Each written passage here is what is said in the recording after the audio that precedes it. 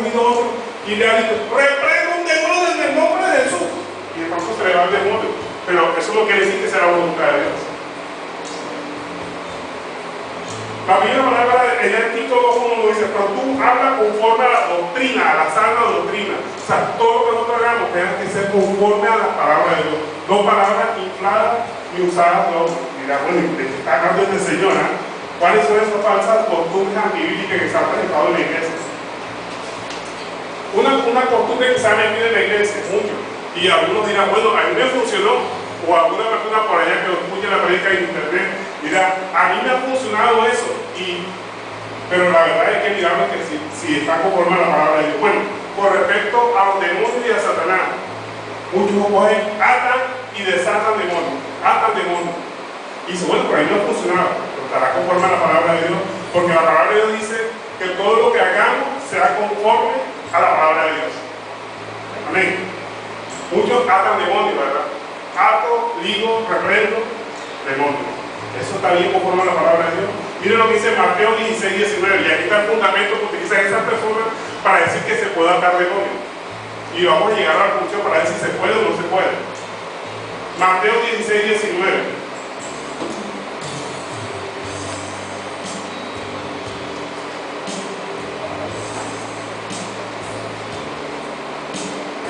Amén. ¿Lo consiguen todos? Amén. Amén. Dice, y a ti te daré las llaves del reino de los cielos, y todo lo que atares en la tierra será atado en los cielos, y todo lo que desatares en la tierra será atado en los cielos. Y algunos dicen, bueno, ahí dice todo. Si yo ato demonios, quedan atados también, porque ahí dice todo, ¿verdad? Todo lo que hacéis. Pero ¿será eso lo que quiere decir la palabra de Dios? Miremos lo que dice en dónde está metido Mateo 16. Miremos Mateo 16 un momento. Todo el capítulo 16 que está hablando Mateo 16.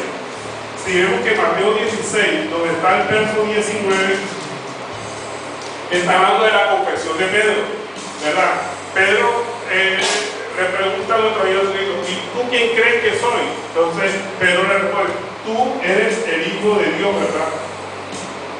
Bienaventurado. Entonces le dice, cuando Pedro, en el verso 15 del capítulo 16 dice, y le dijo, ¿y vosotros quién decís que soy?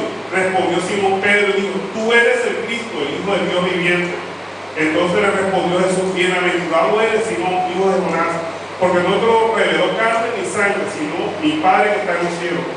Y también te digo, tú eres Pedro, y sobre esta roca edificaré mi iglesia, y las puertas del Hades no prevalecerán contra ella. Y entonces viene la frase, y a ti te darán las llaves del reino de los cielos, y todo lo que atares en la tierra será atado en los cielos. Cuando digo, sobre esta roca edificaré mi iglesia, no se refería a Pedro, sino sobre la confesión de Pedro. Cuando digo, tú eres el Cristo, el Hijo del Dios viviente. ¿Sí? No era sobre Pedro que iba a edificar mi iglesia. Entonces, cuando digo, todo lo que atare, se está refiriendo a la iglesia. ¿Y qué es lo que puede atar una iglesia? Ahora miremos qué es lo que puede atar una iglesia. También el verso que utiliza los de atar, la doctrina de atar, es Mateo 18:18. Miremos lo que dice Mateo 18:18 y después lo mismo con Mateo 16:19. Mateo 18:18 dice, de cierto os digo que todo lo que atáis en la tierra será atado en el cielo, y todo lo que desatéis en la tierra será desatado en el cielo.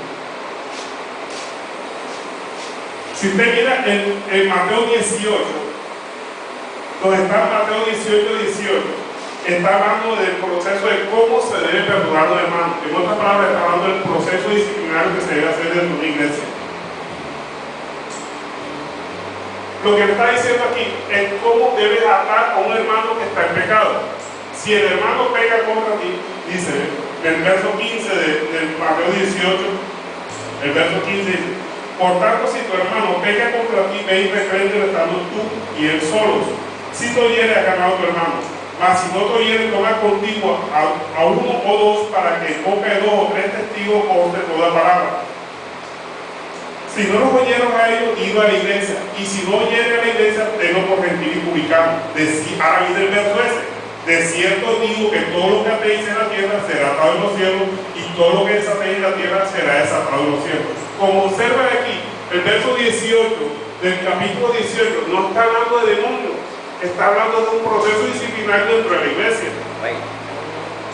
Entonces no se está refiriendo a atar demonios, ni a atar a Satanás, ni mucho menos. ¿Quién es el que puede atar a Satanás o a los demonios? Apocalipsis 21, miren quién puede atar a Satanás. Y la verdad es que saben que atar a Satanás no es omnipresente, él puede estar en un solo sitio. Y si aquí lo atan y en una iglesia lo atan y en otra iglesia lo atan, ¿cómo queda atar a Satanás? Si lo pueden atar en una sola parte. Ahora, la Biblia dice que Satanás anda como león rugiente, y si él anda como león rugiente, ¿cómo le puede atar? Apocalipsis 20, verso 1 dice: vi un ángel que descendía del cielo con la llave del abismo y una gran cadena en la mano, y prendió al dragón, la serpiente antigua que es Satanás, y lo ató por 1000 años. Miren aquí, el único que puede atar a Satanás por 1000 años va a ser un ángel. Satanás ni puede atarlo, y tampoco los demonios, solamente cuando llegue ese momento. Ahora, ¿qué quiere decir Mateo 15, 19 cuando dice: y todo lo que atare? O sea, todo lo que le prohíbas a ese hermano dentro del proceso disciplinario. Cuando dice atar es prohibir, y cuando dice desatar es permitirle hacer. En otras palabras, ¿a quién se le puede hacer un proceso disciplinario? A alguien que pertenezca a la iglesia, a una iglesia, a un ministro de una iglesia. Y cuando se le está atando, se le está prohibiendo que ejerza el cargo que tenía anteriormente. Por lo menos un ministro de alabanza no se le permite seguir alabando, y así sucesivamente.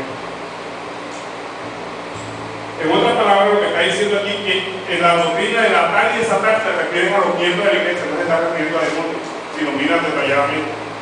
Esa doctrina de atar y desatar demonios, una costumbre antibíblica que se ha metido entre la iglesia. A los demonios se le echa fuera en el nombre de Jesús, porque la palabra de Dios dice que Jesucristo les dio potestad a los apóstoles de ponerse la mano en el cerdo y estos saldrán, y echar fuera demonios en el nombre de Jesús. Y esa potestad no fue delegada a toda la iglesia, pero no para atarlo, sino para echarlo fuera. ¿Para dónde van? Es su voluntad del Señor.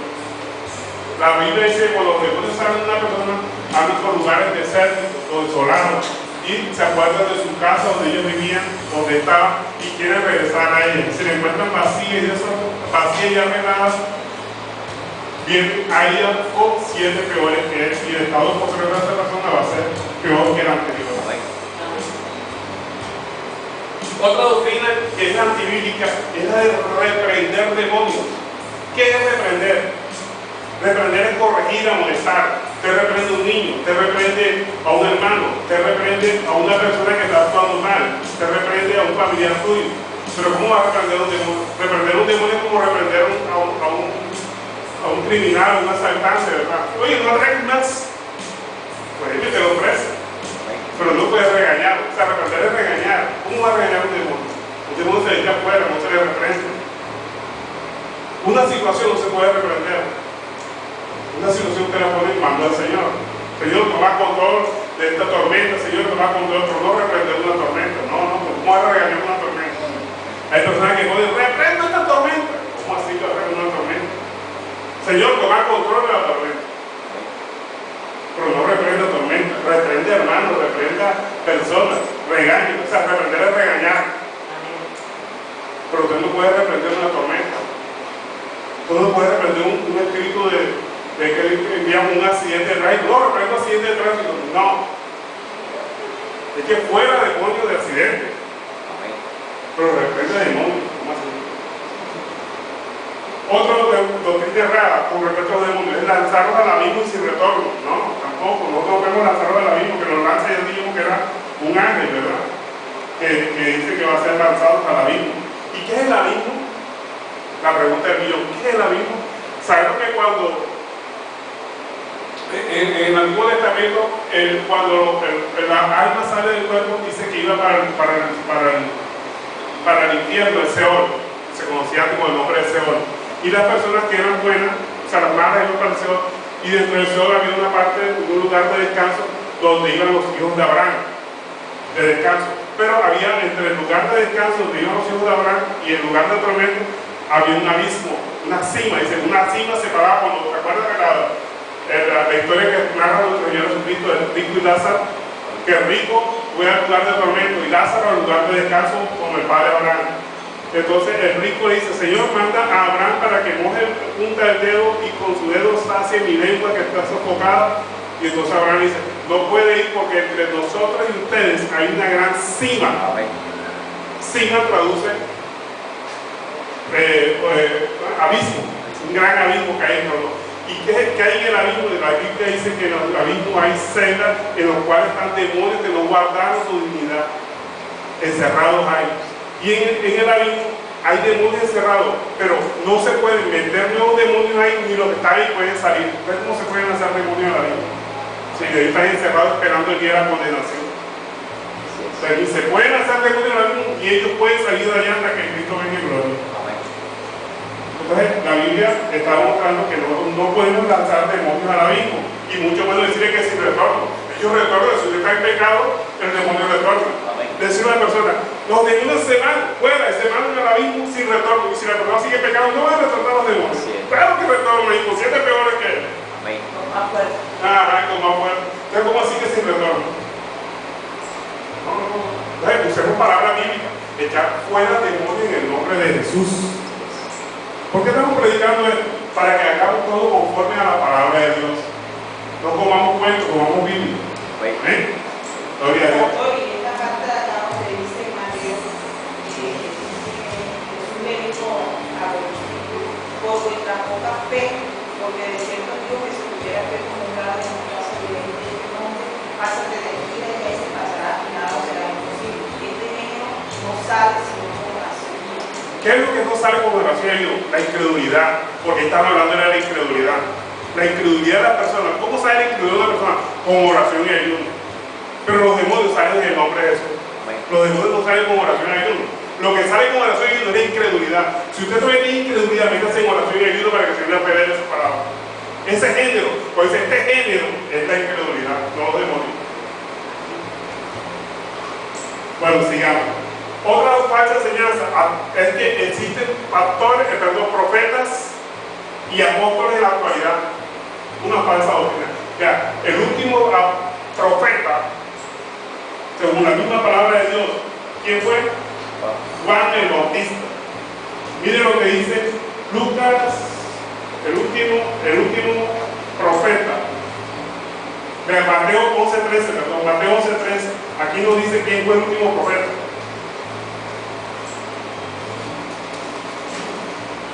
Mateo 11:13 dice, porque todos los profetas y la ley profetizaron hasta Juan.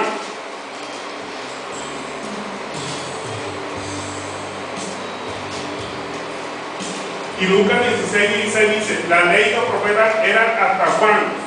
Desde entonces el reino de Dios es anunciado y todos se encuentran por entrar en él. El último profeta fue Juan el Bautista. Y el que le abrió paso al más grande de todos los profetas, nuestro Señor Jesucristo, porque él cumplió él fue el gran profeta, fue el gran apóstol, él fue el gran evangelista, él cumplió todo el ministerio de la iglesia, fue el gran pastor,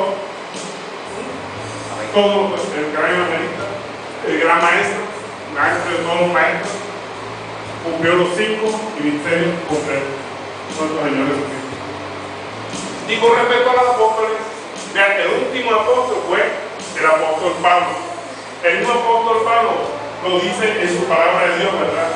Que él fue el último. 1 Corintios 15:8, él mismo dice que fue el último de los apóstoles, como un abortivo salió a él. Entonces, después del apóstol Pablo no hay más apóstoles. 1 Corintios 15:8 dice, y al último de todos, como un abortivo, se le apareció a mí. Está hablando el apóstol Pablo. El último apóstol fue el apóstol Pablo. Y es más, la Biblia misma dice en Apocalipsis 21:14, por favor me acompaña Apocalipsis 21:14.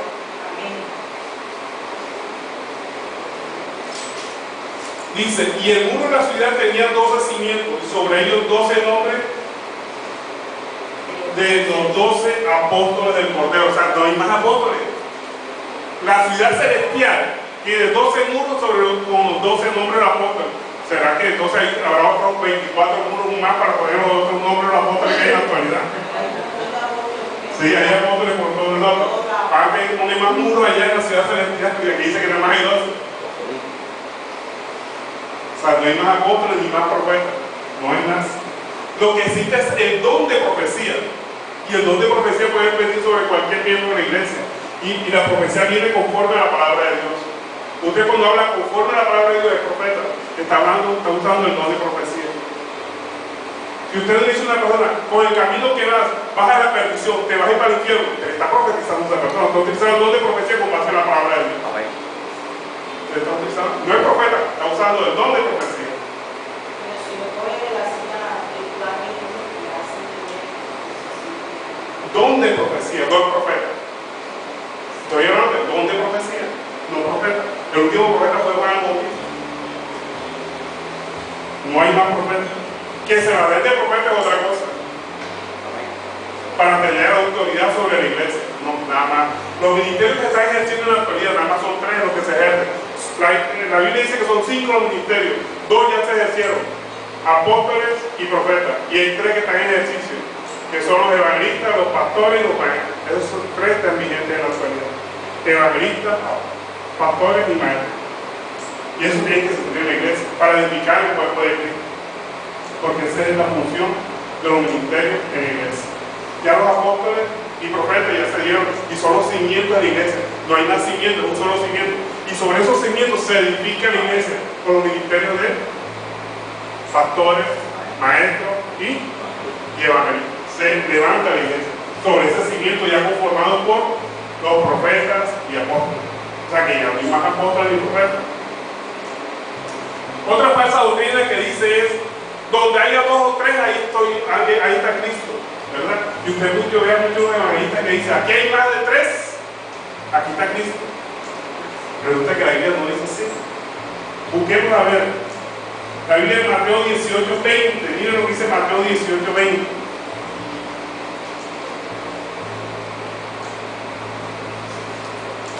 Estamos viendo doctrina, hermanos. Es doctrina bíblica para que no coma cuenta, no se deje buscar en muchos falsos predicadores. Doctrina, está aprendiendo doctrina. Yo también estoy aprendiendo doctrina, para poder predicar tengo que estudiar primero. Entonces también estoy aprendiendo. Dice Mateo 18:20: porque donde están 2 o 3 congregados en mi nombre, allí estoy yo en medio de ellos. Aquí no está diciendo que donde haya 3 o más, ahí estoy yo.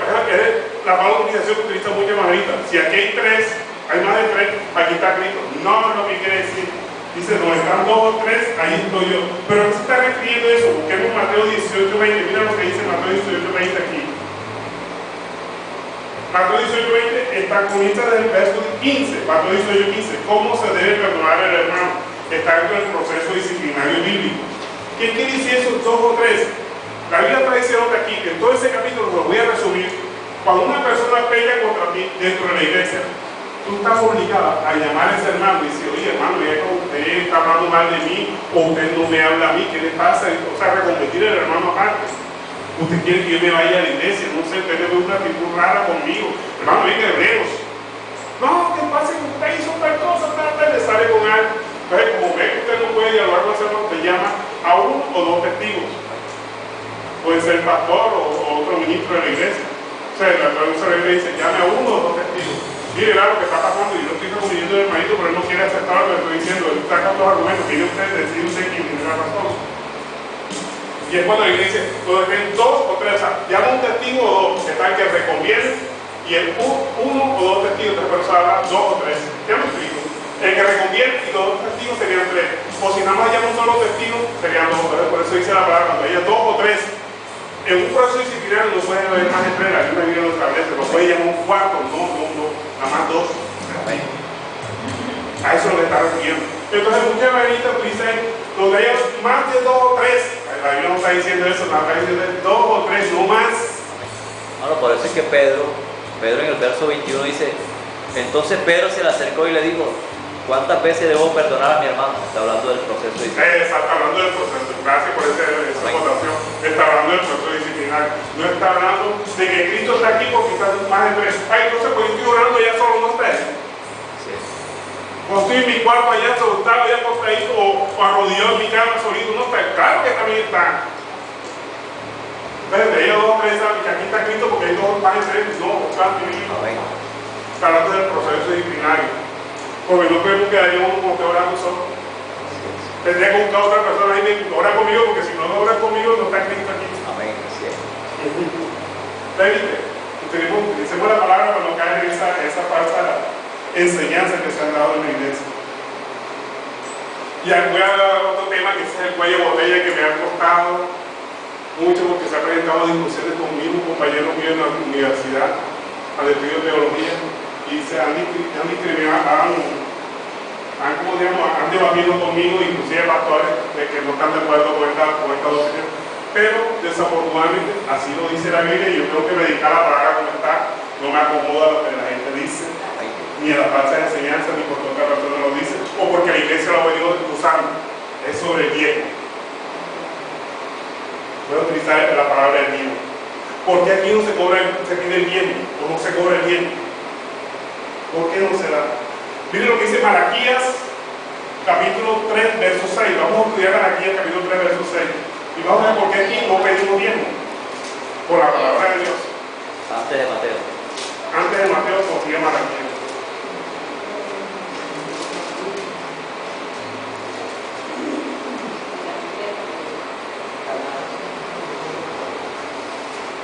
Y lo bueno es que dos personas aquí, de aquí se han ido porque no cobramos diezmo y no les gusta que uno cobre diezmo, y sin embargo ellos no diezman.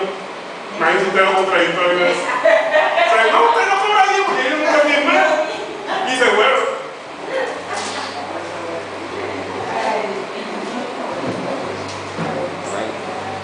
Y nunca habían diezmado.